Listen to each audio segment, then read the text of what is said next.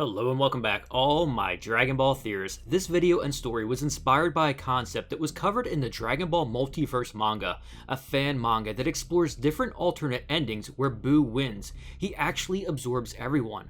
Let's dive into this chapter first to set up how Moro could accomplish something similar to this alternate ending. The story kicks off with Goku and Vegeta inside Buu, like we had in the original DBZ, but unfortunately Vegeta wasn't quick enough to react to an absorption technique and falls victim. Then Buugeta is born. With Vegeta absorbed, Goku desperately tries to fight off Buu while KibitoKai battles him outside. However, to no effect, Buu is now just too powerful. Goku fires a final attack similar to Vegeta's final atonement against Buu, blasting back everyone, but since he was inside his body in this tiny state, it didn't have the same result.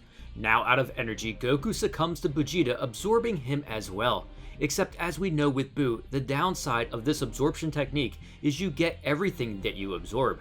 The same clothes, the same power, and most importantly, the same traits. So this ends up changing Buu to where he doesn't want to destroy Earth anymore and asks Dende to revive everyone.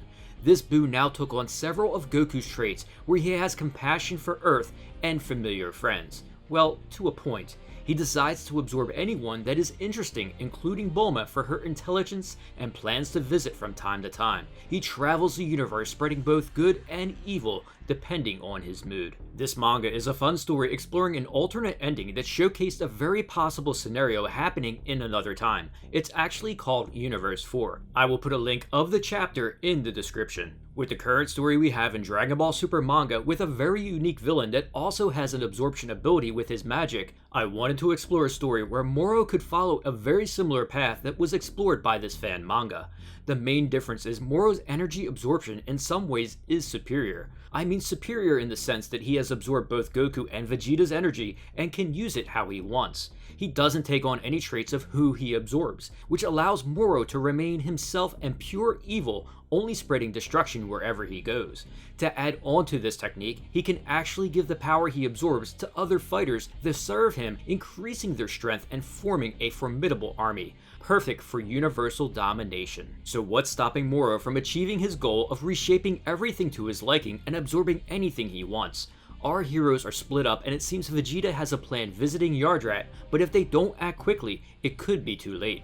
Moro can scan the universe for life forms to absorb. He is basically the Galactus of the Dragon Ball universe. With his magic restored to full from his wish with the Dragon Balls, he can use this magic to find the absolute best energy to devour, and there is no energy better than Broly. When Moro discovers this energy, he sets a course with his army to head towards him. Of course, before venturing to drink on such a splendid power like Broly, he has his army scouting out planets to eat along the way. We just saw this in Dragon Ball Super Manga Chapter 51. Now Moro, drinking in entire planet's energy, has completely lost his beard and has achieved a power that Goku states is even stronger, making him nearly impossible to defeat.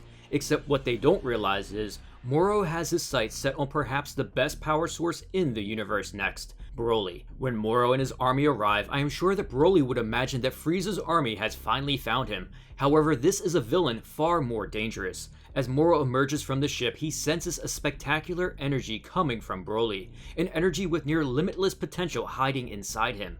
The key is to draw it out. He sends in his grunts first to start to test Broly, and it is of course no contest. His power continues to grow as each fighter basically bounces off him. Moro now must rely on his special forces, the elite fighters that pledged an alliance with him while inside the galactic prison, so he bestows even more power to them so they can enrage Broly, funneling this limitless energy into Moro. This fight seems to be going well for his army as Moro can siphon Broly's energy as he is outnumbered by several powerful fighters.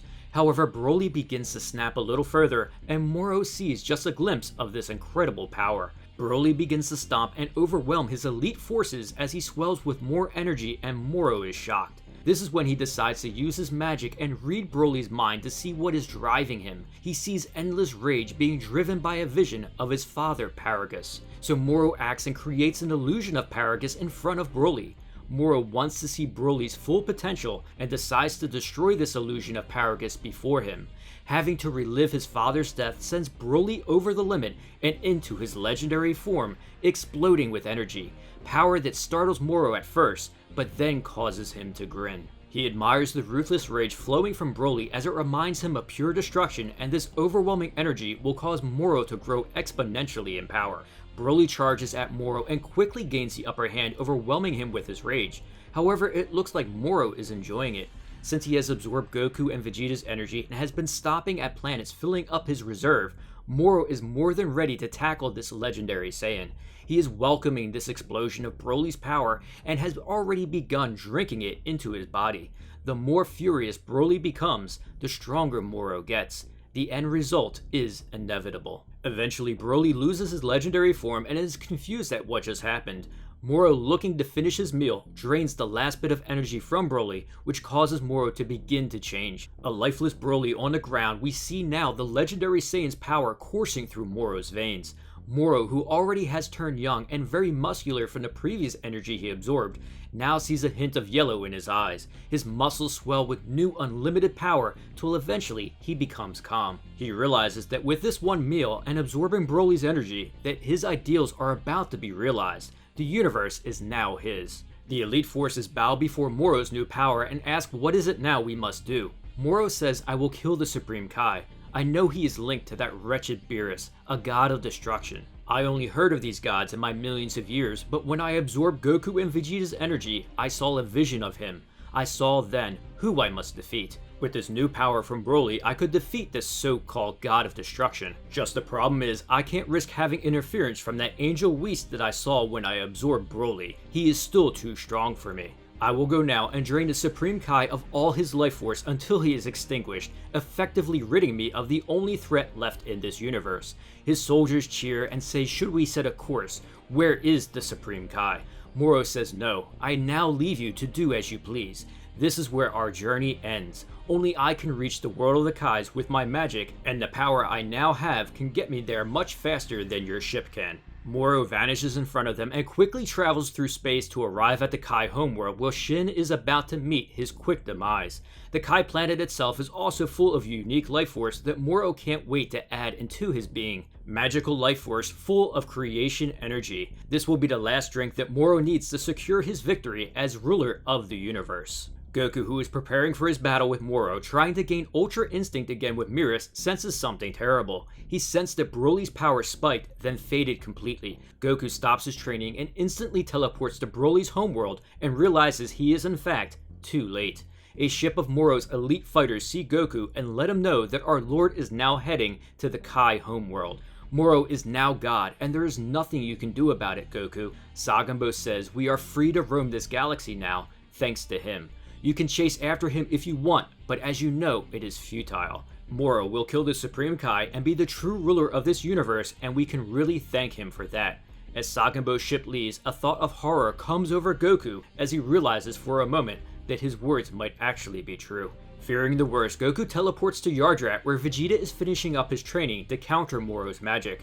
Vegeta knows something is wrong. He sensed Broly's power fade too, so he asks Kakarot, "Are we too late?" Goku, being Goku, says, "I don't know, Vegeta, but we must try." Vegeta yells, "Of course we must try, and I learned how to stop him from absorbing my power. We will fight him and die, if we have to, like true Saiyan warriors."